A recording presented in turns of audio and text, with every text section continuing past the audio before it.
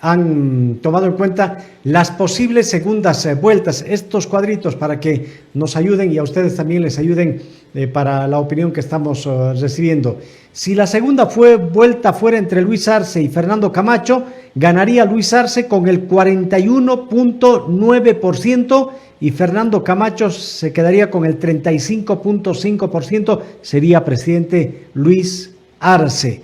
Si la segunda vuelta fuera entre Carlos Mesa y Luis Arce, ganaría Carlos Mesa con el 44.1% y Luis Arce se quedaría en el segundo lugar con el 36.9%. Presidente sería Carlos Mesa. Si la segunda vuelta fuera entre Carlos Mesa y Fernando Camacho, Carlos Mesa tendría el 39.3% y Fernando Camacho tendría el 19.9%. Sería presidente Carlos Mesa. Franks, vamos contigo en estos 2 minutos. Aquí queda claro, ¿no? O sea, debe quedar claro que Camacho no creo que tenga un proyecto de ser presidente, ¿no? O sea, Camacho lo que está buscando en este momento es consolidar un liderazgo regional en un departamento que no es poca cosa. Es un departamento con harta población, con crecimiento fuerte poblacional, una potencia económica a nivel de Bolivia, ¿no? Y con élites económicas fuertes e interesadas en tener un mayor protagonismo, no solo económico, sino político. Lo que han tenido en la más de una década de gobierno del MAS ha sido un protagonismo económico, pero no han tenido un protagonismo político, ¿no? Y ahora pueden tenerlo detrás de Camacho, ¿no? Entonces, eso está avisorando. Segundo elemento que me parece importante es que Carlos Mesa se está beneficiando de todo el discurso anti-MAS, ¿no? Como yo sostenía en anteriores entrevistas, hay 2 ejes de disputa política en Bolivia, ¿no? 2 clivajes, ¿no? Uno de ellos es el que ha aparecido recientemente, MAS anti-MAS, ¿no? Del cual todos los partidos de oposición de una u otra manera se benefician, pero quien se está beneficiando ahora de ese discurso es, sin duda, Carlos Mesa, ¿sí? Pero del otro clivaje, que es el clivaje regionalista, se está beneficiando Camacho, ¿no? Entonces, pero la estrategia de Carlos Mesa se está viendo que finalmente está dando su resultado. La gente que es contraria al voto al MAS, que prefiere votar por cualquier candidato para que no ingrese el MAS al poder, ¿no? Prefiere votar por Carlos Mesa. Y eso es algo que se está demostrando en Chuquisaca, ¿no? O por lo menos Sucre, un departamento, ¿no?, que ha tenido serias diferencias con el poder central dominado por el MAS, ¿no? Ahora opta por Carlos Mesa porque Carlos Mesa representa, ¿no?, la idea anti-MAS que hay en Chuquisaca. Y esto es clave, ¿no? Pero una cosita más, si me permites, hay un problema con Carlos Mesa de que en ninguno de los departamentos con alta población gana. No gana en La Paz, no gana en Cochabamba y tampoco en Santa Cruz. Y a veces dicen que para ganar elecciones necesitas ganar cuando menos en un departamento grande. Y yo creo que Carlos Mesa tiene que hacer movidas como para llegar al electorado cruceño. Y tiene que hacerlo ya pronto, ¿no? Enrique Cortés. Interesante el último apunte que nos hace Frank, ¿no? Me parece importantísimo. Y eso manifiesta qué podría hacer qué podría hacer Arce, Luis Arce y Carlos de Mesa respecto al electorado en Santa Cruz. Es ahí lo que hay que, digamos, disputar los votos que tendría a favor Fernando Camacho. Para señalar algo, ¿no? En el gobierno de Yanine Áñez, digamos, Ortiz con los demócratas, lo primero que hace es restringir, digamos, quitar las restricciones a las exportaciones de la agroindustria. Primer elemento, digamos. Llega Branco, y ya me refería la otra vez, da un préstamo no reembolsable, dice, de 200 y tantos millones a la agroindustria por la crisis que ha sufrido durante toda esta cuarentena del COVID. Entonces, pero ahora notamos que el uno se queda y el otro todavía ya se separa de Yanine Áñez y queda ahí una fuerza medio, digamos, oscilante, ¿no? En Santa Cruz. O sea, porque apoyar irse con Camacho les resulta también perder su identidad a los demócratas, que también es un partido regional. Entonces, ante esa situación, y por otro lado, no hay que olvidar que para fijar las elecciones, en esta movilización que ha sido criminalizada por los movimientos que han hecho, esta movilización que han hecho los movimientos sociales, uno de los puntos más fuertes ha sido Santa Cruz, especialmente en los valles cruceños, lo que antes no había ya casi un asedio a la ciudad, casi una especie de cordón que se le ha formado a la ciudad de Santa Cruz. Entonces, ahí tienen también que esa oligarquía y ese sistema va generando sus propias contradicciones también a nivel regional. Y esa es una fuerte militancia que probablemente sea adepta al MAS. Entonces, aquí viene el problema. O sea, ¿cómo van a hacer para conquistar ese sector de punta que estoy señalando en Santa Cruz? ¿Lo va a cautivar, lo va a acabar de consolidar Camacho? ¿Qué haría modificaciones Carlos de Mesa a su programa? ¿O Luis Arce para un poco, digamos, contemporaneizar con ellos y llevarse nuevamente a ese sector que ha beneficiado en gran medida también durante el gobierno del MAS? Esas son las preguntas que hay que lanzarse y que probablemente sean los que nos van a orientar como punto de foco, digamos, en las estrategias electorales en esta recta que queda por donde usted empezó indicándonos, Wilson. Los días que faltaban. Ahí está. Vin, adelante, por favor. Bueno, lo que pienso que hay que comprender es que hay tres elementos implícitos en lo que respecta a las encuestas. Primero, que hay casi como una suerte de lucha entre dos partes del país, entre el occidente y el oriente. Segundo, que hay también el tema de la confianza en los partidos políticos. Y tercero, también está el hecho que cómo se va configurando territorialmente, mejor dicho, cómo el voto no depende tanto de las estrategias de los candidatos, sino más cómo se van posicionando las encuestas. Por el primer eje me gustaría referirme a que a pesar de que hay una, digamos, lucha entre Oriente y Occidente, parece que Carlos Mesa está conquistando más territorios, pero no tanto por la campaña de Comunidad Ciudadana como tal, sino porque la campaña de Camacho se está intensificando demasiado en Santa Cruz.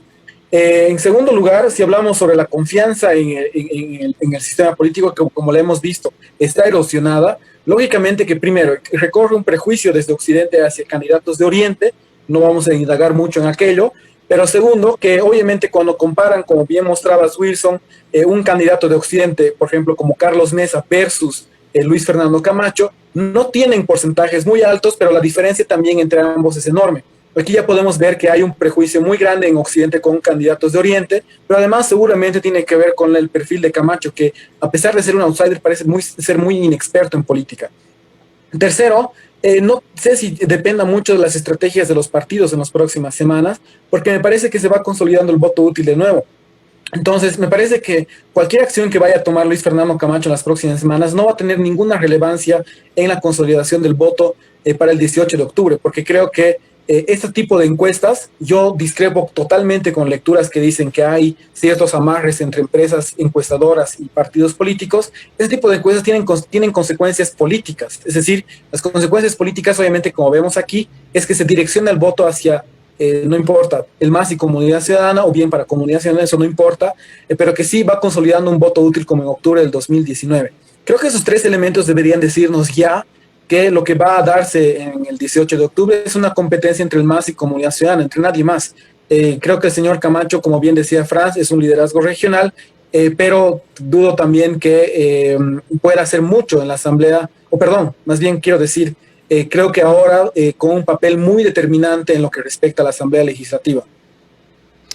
Estos datos de la encuesta también dan como resultado la composición de la Cámara de Senadores. Y en ese análisis señala que el MAS tendría 16 senadores. Comunidad Ciudadana tendría 15 senadores. Y Creemos tendría 5 senadores. Y en el panorama nacional, el MAS ganaría en 5 departamentos, Comunidad Ciudadana ganaría en 3 departamentos y en Santa Cruz, un departamento, ganaría creemos. Franz. Bueno, para resumir, digamos, o para titular mi intervención de esta parte, es la política ha vuelto. Y qué bueno que sea así. El juego político ha vuelto y qué bueno que sea así, ¿no? La lectura que se hizo del triunfo de Morales, el del 2005, era que se había dejado atrás la partidocracia, pero además la democracia pactada, ¿no? Y los actores políticos, como los intelectuales, los investigadores, nos hemos encargado, pero de atacar el pacto y la negociación como algo que era por definición negativo para la democracia boliviana, ¿no? Tanto es así que hay libros que condenan la democracia pactada, ¿no? La llaman, es una democracia de la negociación, una democracia entre grupos interesados, de las élites, etcétera, ¿no? Y claro, Evo Morales, cuando logra el poder, ¿no? Saca a los partidos políticos y la negociación que es tan necesaria en la política, pues se pierde y todo el mundo aplaude, dice qué bien, ¿no? Que no haya negociación todo, y hemos visto los resultados nefastos que ha generado justamente esta enorme capacidad decisional anclada en el presidente de la República. Entonces, lo que nos está manifestando esto, independientemente de las encuestas, creo que es algo ya que se va a dar, ya se dio el 2019, pero se va a repetir ahora, ¿no? Es que va a haber una composición más plural, ¿no? Ya no solamente va a haber competencia electoral, sino que los partidos son competitivos entre sí. Y por tanto, se va a dar lugar a esto que se llama la negociación en política.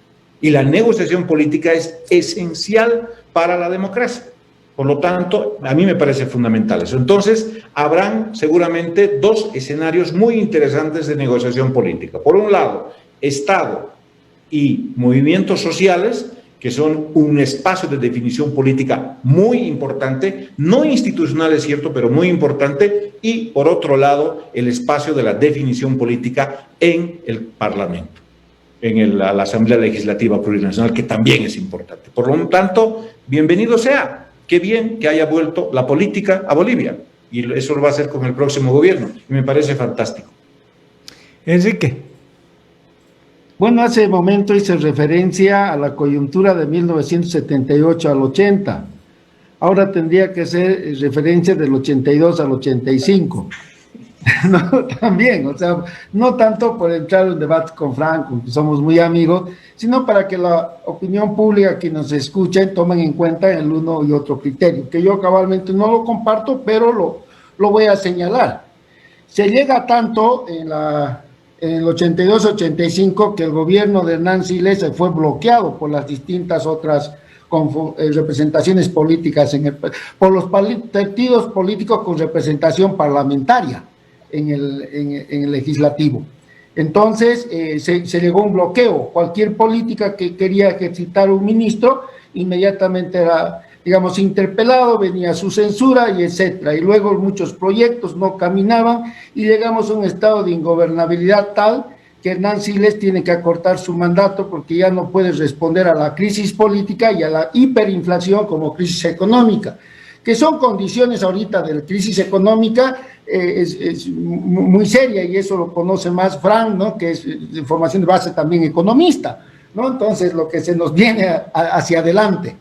Entonces, yo veo que va a ser muy difícil, digamos, en el Parlamento asumir las medidas que requieren 2/3 de votación. Con esa composición, ¿cómo alcanzarlas?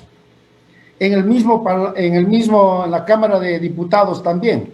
O sea, esto nos podría traer, o sea, se espera que haya una gran capacidad de negociación, pero ojalá sí lo sea, porque siempre hemos dicho, si la política fuera la línea recta entre dos puntos, no habría necesidad de estudiarla, ¿no? Entonces hay sus cosas, sus bemoles, sus negociaciones, etcétera, que es el arte de lo político también, ¿no? Y ver las probabilidades, las posibilidades, las condiciones. Pero oiga, la historia también nos enseña, y en esa coyuntura la cosa fue muy seria, que nos llevó a la ingobernabilidad y a la crisis total. Bin. Bueno, en primer lugar, yo comparto plenamente las palabras de Franz, no tanto por el hecho de los pactos, sino porque Primero, creo que esto ataca justamente al hecho que en los últimos años hemos visto una nula separación de poderes y una plena cooptación política.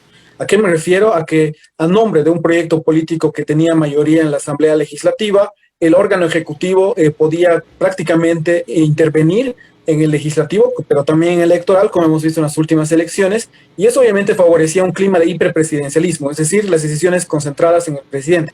Como bien sabemos, creo que esta figura de la que hablo es Evo Morales. No es un juicio de valor en contra de Evo Morales, sino es una descripción del sistema político boliviano.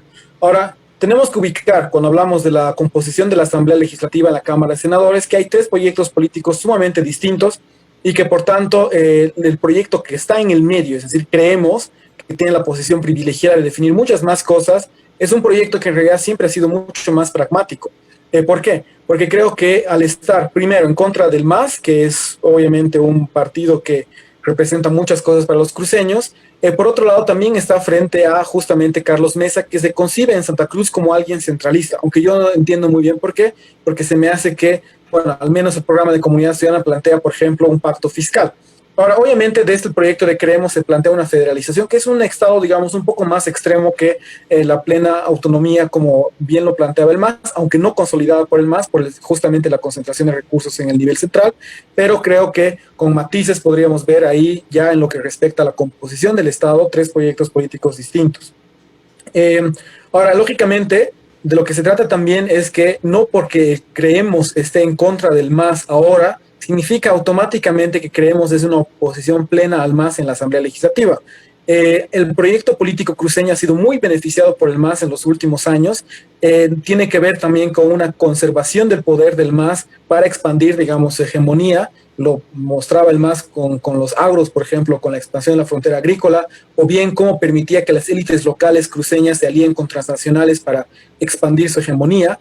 Pero lo que estamos viendo ahora es que, si bien hay una composición distinta en la Asamblea Legislativa, no vamos a pensar, no tenemos que pensar que creemos que tiene la posición privilegiada, va a ser automáticamente una fuerza contraria al MAS. Creo que es una fuerza muy pragmática.